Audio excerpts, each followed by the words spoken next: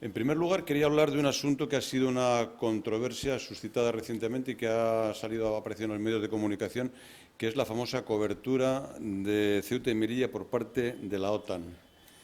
Salió la semana pasada, el coronel Pedro Baños hizo unas manifestaciones diciendo que había que aprovechar el momento de la cumbre de junio para hablar de este tema. Ayer en los medios en Melilla también se habló de ello, hubo un artículo de 2 páginas relacionado con esto. El artículo 6 del Tratado Fundacional de la Organización del Tratado del Atlántico Norte, que se firmó en 1949, no incluye, entonces España ni siquiera se planteaba ingresar en la OTAN en 1949, pero ese artículo 6 no incluye explícitamente a Ceuta y a Melilla en la descripción geográfica de los territorios objeto de las coberturas derivadas del derecho a la legítima defensa colectiva, la defensa mutua asegurada, que contempla el artículo 5 de dicho tratado. España se incorporó a la OTAN en 1982. En aquel momento, cuando España se incorporó a la OTAN, los responsables políticos del momento no consideraron necesario hacer cambiar el tratado fundacional de la OTAN en lo concerniente al capítulo 6 para introducir a Ceuta y Melilla, y quedó redactado en los términos que actualmente está todavía.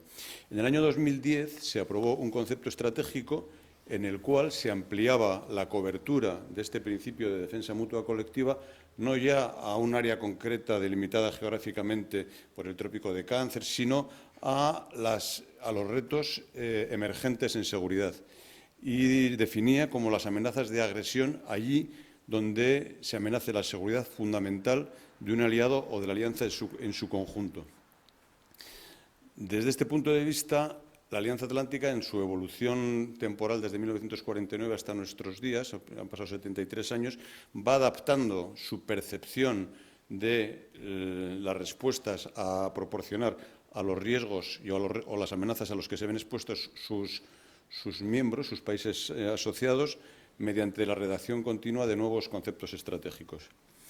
La soberanía de España sobre las ciudades de Ceuta y Melilla no se encuentra cuestionada por actor internacional alguno, excepción hecha de Marruecos, que mantiene una postura reivindicativa sobradamente conocida tanto por Ceuta como por Melilla como por toda España. A los efectos que tratamos de la seguridad, esta reivindicación pues, es irrelevante. El problema más acuciante al que se enfrentan ambas ciudades, tanto Ceuta como Melilla, es el de su situación económica, social y política, que también se ve perjudicada por actuaciones unilaterales del Reino de Marruecos. Son estos problemas, y no los de una eventual amenaza militar, a los que se debe conceder importancia prioritaria y al que deben concurrir todos los esfuerzos de las formaciones políticas españolas actuando sobre el terreno.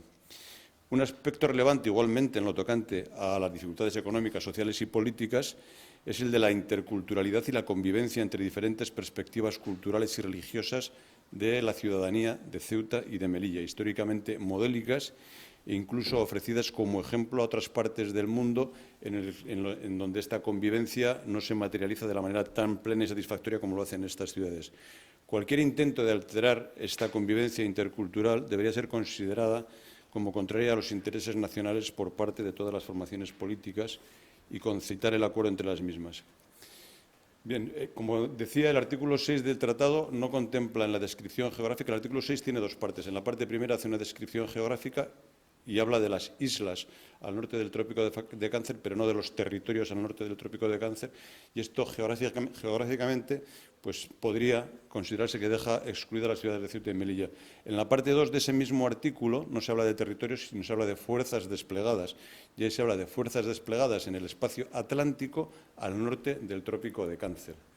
Lógicamente, eso incluye a las Fuerzas Armadas desplegadas por España en las ciudades de Ceuta y Melilla o en el Mediterráneo en general. No obstante, aun cuando se puede interpretar por el concepto estratégico del 2010 y por la interpretación de las fuerzas que menciono de la parte segunda del artículo 6,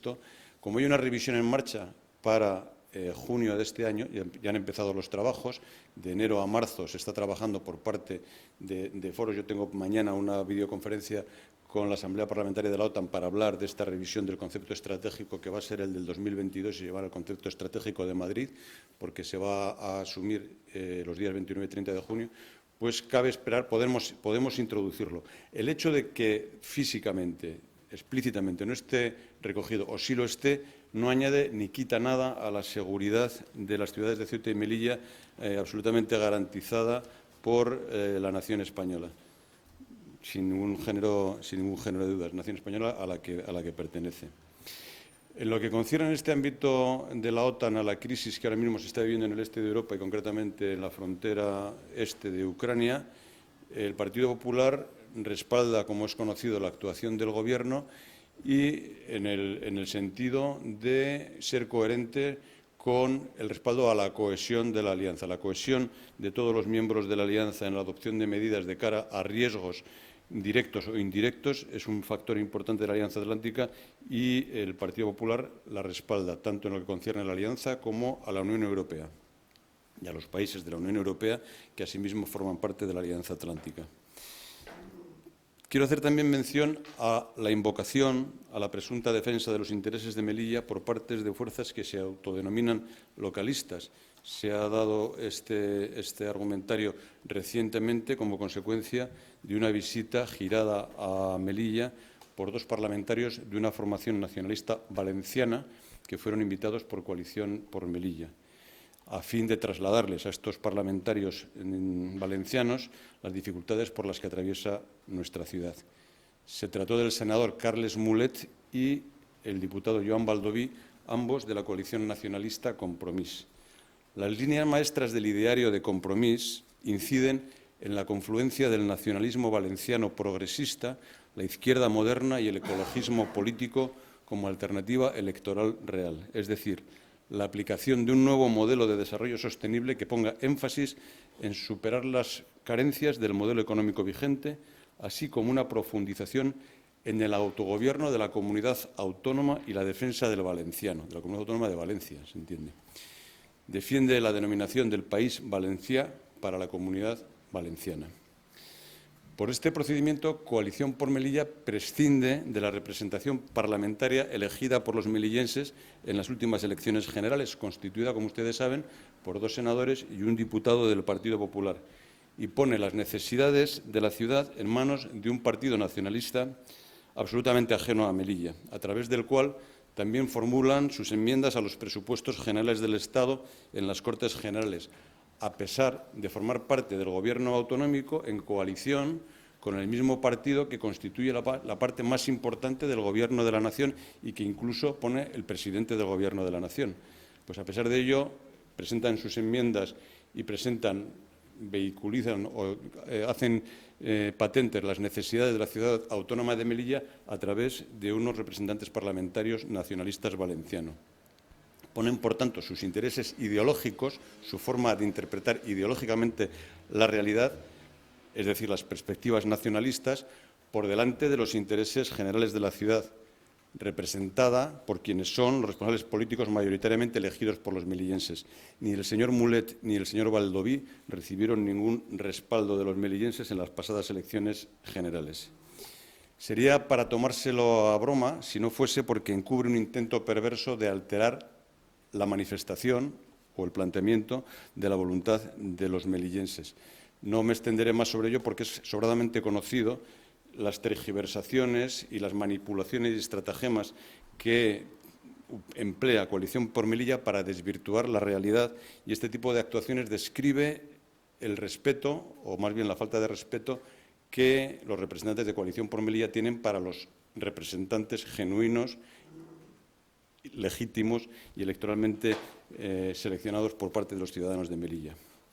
Tras la visita de los 2 parlamentarios, tanto Coalición por Melilla como algún medio de comunicación local aprovecharon para exaltar las presuntas bondades de la interpretación de las teorías localistas y nacionalistas de la política en España. Los defensores de estas teorías realzan aquellas circunstancias que, a su juicio, han sido desfavorables a la comunidad en cuyo nombre pretenden erigirse como representantes, despreciando, como digo, a los representantes legítimos y también ignorando y minusvalorando todos los beneficios de los que han sido receptores como consecuencia de su pertenencia a esta gran nación que es España. En este mundo cada vez más globalizado y de intereses entrelazados, en el que todas las grandes naciones del mundo tienden a asociarse, a buscar alianzas sobre la base del principio de que la unión hace la fuerza, pues los movimientos localistas, nacionalistas y secesionistas en España emprenden el camino contrario, diciendo que la desunión hace su fuerza, es decir, el plantear argumentarios que son exclusivamente en beneficio para mi ciudad, para mi comunidad autónoma, para mi región o para mi sector ideológico, desentendiéndose de los que no piensan como yo, pues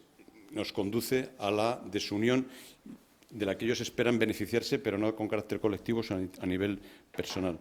Se desentienden del interés general de todos los españoles,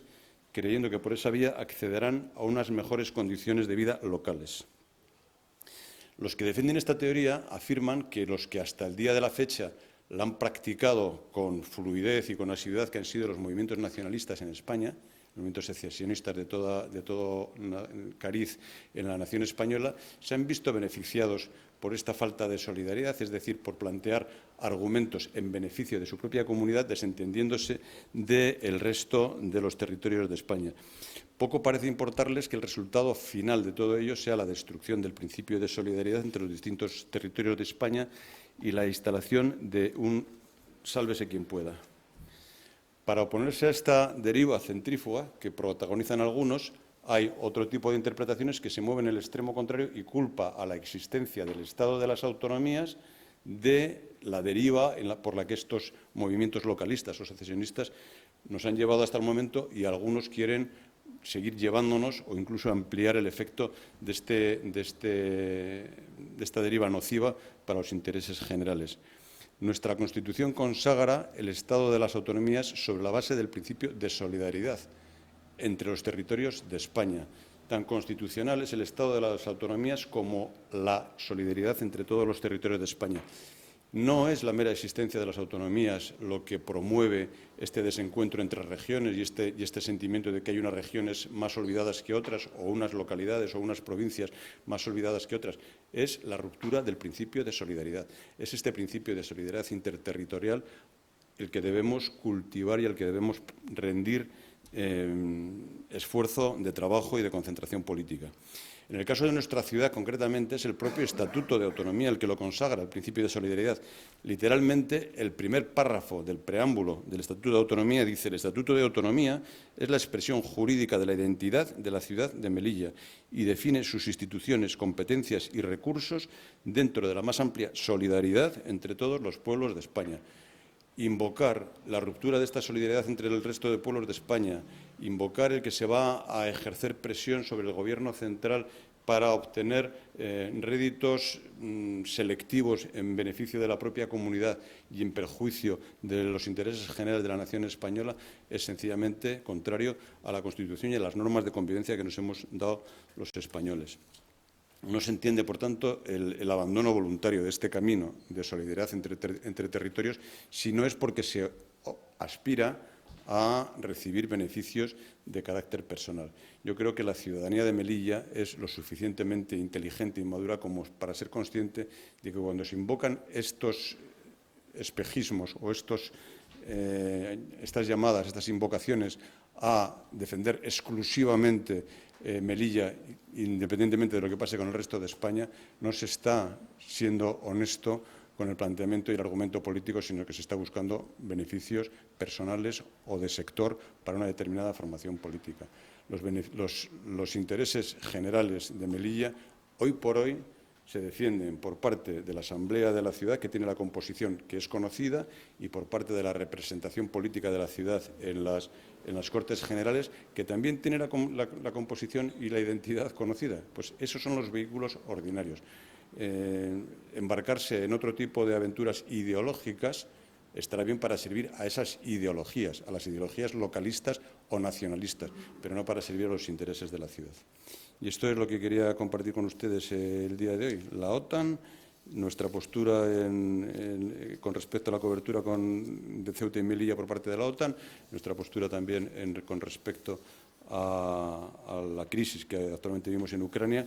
y los amagos de desviación o de llamada de atención de la ciudadanía hacia aventuras localistas o identitarias que yo llamaría aislacionistas, es decir, aislarnos del resto de España porque no pensamos hablar más que de lo que es estricta y únicamente creemos o decimos que es estricta y únicamente el interés de los melillenses cuando en realidad no lo es. Y eso es todo. Si quieren hacer alguna pregunta, pues estaré encantado de responderles. Bueno, esta semana, como saben, hay pleno en el Congreso, los días 2, 3 y 4, y se va a debatir sustancialmente, es objeto de debate relevante, la contrarreforma laboral, porque es una contrarreforma a la reforma planteada en el año 2012 por parte del Gobierno del Partido Popular, que a su vez se acumuló a una reforma planteada en 2010 por el Gobierno del Partido Socialista, cuando la crisis del 2008 empezó a mostrar sus efectos más devastadores. Entonces, frente a esa contrarreforma laboral, conocen la posición del Partido Popular, que es no respaldarla, y, en fin, se votará el día 4. Bueno, el Partido Popular, como todo el mundo conoce, ha respaldado siempre la presunción de inocencia y cuando se han constatado actuaciones irregulares, pues lo normal es que se exijan responsabilidades al responsable político que se ve inmerso en esas irregularidades. El procedimiento en el que se ha visto inmerso o que ha contado con la implicación del secretario general, del señor Marín, ha sido sobreseído y finalizado, y él estaba en el conocimiento de cuáles eran las particularidades de ese procedimiento judicial. Él tiene una obligación como miembro de la Asamblea y como portavoz de este partido en la Asamblea de Melilla de poner de manifiesto para la ciudadanía y en beneficio de la ciudadanía las actuaciones irregulares que él considera se están produciendo por parte del Gobierno de la ciudad. Es su responsabilidad como miembro de la Asamblea y responsable de un partido que está en la oposición. No tengo nada más que decir. De todas formas, como saben, el procedimiento en el que estuvo inmerso el señor Marín ha sido sobreseído y archivado. Bueno, el proceso de revisión del concepto estratégico que se va a formular en junio del 2022 tiene dos fases. La primera fase es por parte de foros de debate, entre los cuales está la Asamblea Parlamentaria de la OTAN, cuya vicepresidencia de la delegación española ostento yo. Yo participo en ello y mañana tengo una reunión. De aquí a marzo, mañana vamos a discutir las aportaciones. Se va a hacer por esa vía, por aportaciones por aportaciones en los foros extraparlamentarios o interparlamentarios en este momento, y a partir de marzo por parte de los gobiernos de las naciones miembros. Nosotros tenemos una proposición no de ley presentada para debate en la Comisión de Defensa para hablar de cuál debe ser la postura de nuestro Gobierno de cara a esas conversaciones de revisión del concepto estratégico del 2022. Entonces, sobre la base de esa proposición no de ley, sobre la base de nuestra participación en la Asamblea Parlamentaria de la OTAN, haremos proposiciones. Pero, como digo, el hecho de que esté Ceuta y Melilla implícita o explícitamente recogido en el concepto estratégico o en el Tratado del año 49 no es sustancial a los efectos de la garantía de la defensa y de la seguridad de Estados y ciudades, tanto por parte nacional como por parte de la OTAN. Pero, repito, en las conversaciones y en los trabajos de desarrollo del concepto estratégico del 2022 incorporaremos la consideración sobre la conveniencia de reflejar explícitamente lo que no quedó en su momento reflejado en el tratado. No promover una revisión del tratado, porque eso requiere un proceso complejo que no va a obtener la unanimidad necesaria en este momento, porque hay otros muchos problemas de carácter más grave. Pero sí plantearemos en estos debates, primero interparlamentarios y después a través de proposición no de ley en la Comisión de Defensa, el que de alguna manera se ratifique esta postura que nosotros consideramos absolutamente clara, pero en fin, para ratificarla de forma explícita, aunque no se modifique el tratado, como digo.